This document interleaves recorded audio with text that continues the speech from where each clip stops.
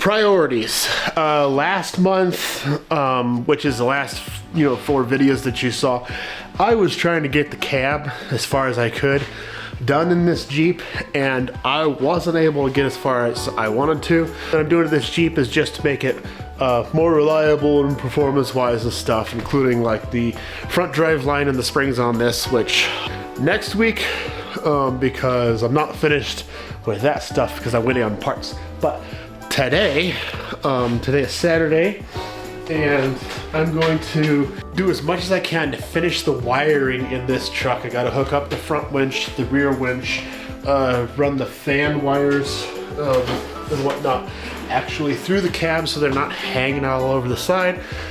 Then I'd like to put a passenger seat in here. The next 2, 3, 4 days is gonna be a huge rush. I gotta make 4 videos.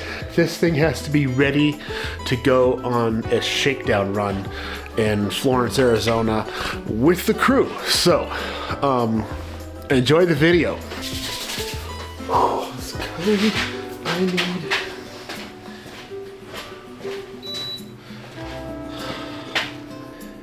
crank it. You can see what a mess I have in this cab that I have to clean up. This is way less than it used to be, but I'm hoping it only takes me a couple hours to sort through all this, run it through the cab and into my switch panel and my fuse block. So, not the funnest part of this project, but I'm not gonna make you watch it. In fact, I'm gonna do all this stuff and then I'm gonna test it on camera, and that'll be more fun to watch. Finished up most of the wiring in this cab. I even got the front winch to work off the dash, so that's really good. Shut that off. What I'm working on now is adapting. I'm making some heater lines, basically. And so I got my heater lines going to my little heater that we did last time.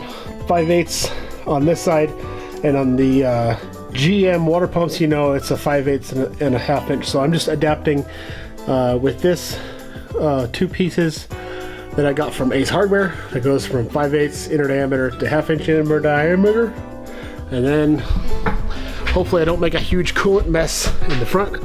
But if I do that, then all I gotta do is plug in some wires. We'll have heat, and I can put this seat in. Or actually, next I want to do the sill-less, I think is what it's called. Like just some of that peel and stick foam stuff in here, and I clean it up really good.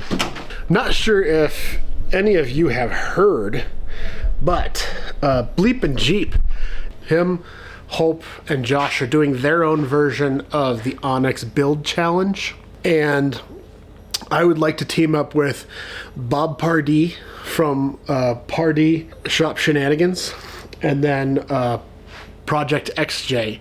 They both live in Prescott, which is like 6 hours from me, and they've offered their free labor and their channels so that we could spread a budget build across 3 different channels and all come in together, so it'll cost a lot less for everybody. We'll be able to split the work, and I think it's a great idea, like a collaboration of a team of people that all want to build a rig and go compete in Tennessee, but not really necessarily have the money, or more importantly the time, to put into a rig. This way, if it all works out the way I think it's going to, we can get a vehicle, bring it over here, do some suspension stuff, some used axle stuff, and then ship it up to Prescott, and we could do some lights and some paint and some wiring and different things. Maybe it'll be like that. Maybe it'll just stay up here and have my friends come up here and help me out. I've already got 2 work buddies, Zach and Dylan, who decided that yes, they'll go ahead and help me a couple days this summer with doing a couple of things, and maybe even just some moral support. So stay tuned for that, because we're going to come up with a video to submit to the Beast Wars Bleep and Jeep and get this done. Also, when we do that, make sure you go and vote for us. Well, that was kind of dumb. I needed 5/8 inner diameter and 3/4 inner diameter for Chevy steering pumps, heater hoses, and I got 1/2 inch instead of 3/4. My mistake. So I guess I won't have a heater this time, but maybe if I go to Utah, Sand Hollow, maybe I'll have heat. Watch it be like really hot in March in Utah. So I guess next thing to do is to get the sound deadening material, insulator, whatever, put it in this cab. So at least that'll help a little bit with the heat coming from the exhaust and the engine. So, all right, I actually got 2 things in the mail today, for the last couple days anyway. Sillless sound deadener. Really nice box. No stickers, but these are kind of stickers. They're about that thick. I forgot what mil they are, but we're putting those in the cab underneath the floor mats. Moto. Apparently, it's a company that sells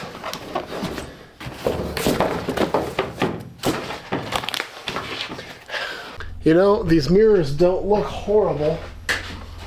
They're a little bit bigger, but I guess the idea is that if you hit something, then they'll spring back out, and they're, you know, cheaply made wobbly mirrors, but they work. They'll get you street legal.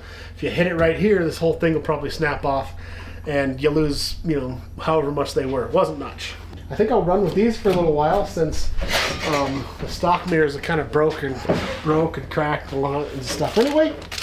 So we'll put the other one on, and then we'll get to doing the insulation in the cab. Then when I go to town Monday, I'm gonna have to pick up some really swanky floor mats. So this side doesn't have a mirror, and I'm worried because the mirror is normally right here, and so you're able to see it from the cab. Yeah, I'm not going to be able to see anything if I put this mirror here. So I'm wondering, should I just leave it off, or should I put it there just for looks and in case the passenger wants to see out of it? I'm going to put it on here anyway, just so that it's symmetrical. And if I hate these, I've got other projects I can use this on where they won't look so ridiculous. I got go-karts, I got a gator, I have a tractor, could somehow mount them to that. And then I also have a rock crawler build to do next year. Nice. Moving on with the interior of this thing, I gotta get the floor and everything cleaned out in here of all the dust and dirt and grime and brake fluid, so that this sillless stuff will stick to it. Hey, I want to show you my shop vac really quick. This is a bucket head from Home Depot, but you can buy it online and stuff if you don't have a Home Depot by you. Basically goes on a 5-gallon bucket, and if you fill up the bucket, you could just dump it out. And then I found this wheelie thing that connects to the bottom of the bucket, which is deep because then I could just roll this around. And because every time you buy a cheap shop vac, they give you a really stiff plastic hose. This is the replacement hose for a rigid shop vac, and it is really nice. It's nice and flexible, and I would say that's about 12 feet long. I don't know if you know this, but in that refrigerator right there, in an Ace Hardware bag, there are some York peppermint patties that I have purchased. Can I have one? You can have all 3. You do love me.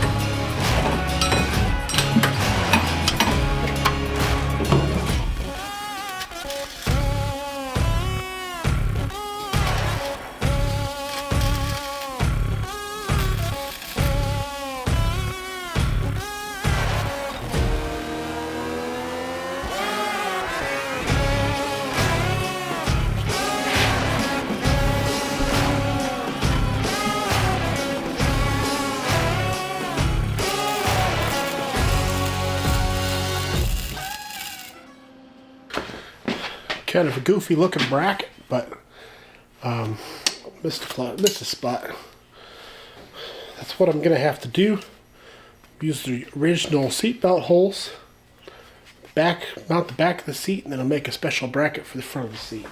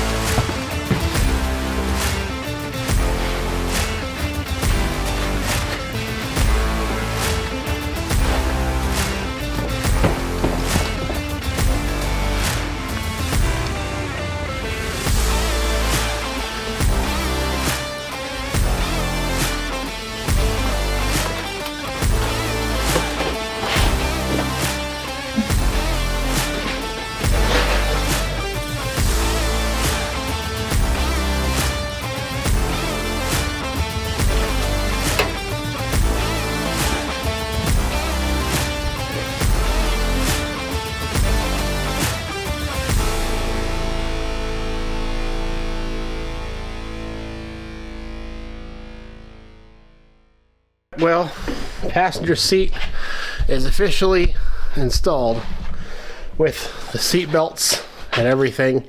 So now I'll be able to take someone with me when I go on my trips this month and next month. A little bit of insulation in there. Got some panels on the center console. So that side of the project is finished as far as getting, personnel space. I think probably the next video is going to be something to do with the springs and front drive shaft on this, because I've already got some of that filmed. I hope you enjoy these videos. I hope you like my project. I hope you like the next project. Stay tuned for our Bleepin' Jeep Beast Wars adventure and build series. See you next week.